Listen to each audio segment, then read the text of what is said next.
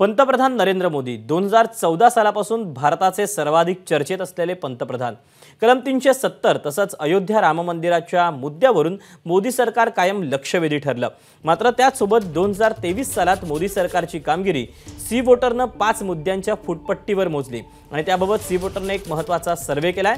त्यात निष्कर्ष काय आलेत आणि मोदी सरकारमुळे देशाने काय कमावलं आणि काय गमावलं याचा सर्वेतून अंदाज समोर आलाय। त्यावर एक नजर टाकूया। भारत जगातली 5वी सर्वात मोठी अर्थव्यवस्था आहे का याबद्दल मोदी सरकारला काय वाटतं? तर लक्षवेधी यश आलं 48%, काही प्रमाणात यश आलं 16%। लक्षवेधीत यश नाही असं 20%चं म्हणणे, तर कुठलंही यश नाही असं 11% लोक म्हणतात, तर सांगता येत नाही असं 5% लोकांनी आपलं मत मांडलंय।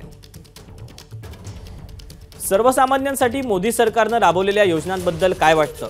तर लक्षवेधी यश आहे 38%, काही प्रमाणात यश आहे 21%, लक्षवेधी यश नाही 22% लोक म्हणतात, कुठलंही यश नाही असं 13% लोक सांगतात, तर सांगता येत नाही असा मतांचा आकडा आहे 6%।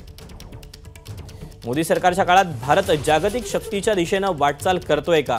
तर 45% लक्षवेधी यश आलेलं आहे, काही प्रमाणात यश आलेलं आहे 17%, लक्षवेधी यश नाही असं 19% मत सांगतंय, तर कुठलंही यश नाही असा 12% इतका आकडा आहे, तर सांगता येत नाही हा आकडा आहे 60%। जम्मू काश्मीरमधून कलम 370 हटवण्याच्या मोदी सरकारच्या निर्णयाबद्दल काय वाटतं?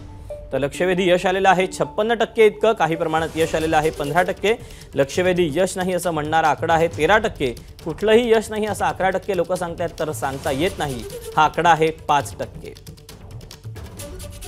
मोदी सरकारच्या काळात राम मंदिराची निर्मिती झाली, तुम्हाला काय वाटतं? तर 55% लक्षवेधी यश याच्यामध्ये आलेलं आहे, काही प्रमाणात यश आहे 11%, लक्षवेधी यश नाही 15%, कुठलंही यश नाही असं लोक सांगतात 14%, तर सांगता येत नाही हा आकडा आहे 5%च्या घरात।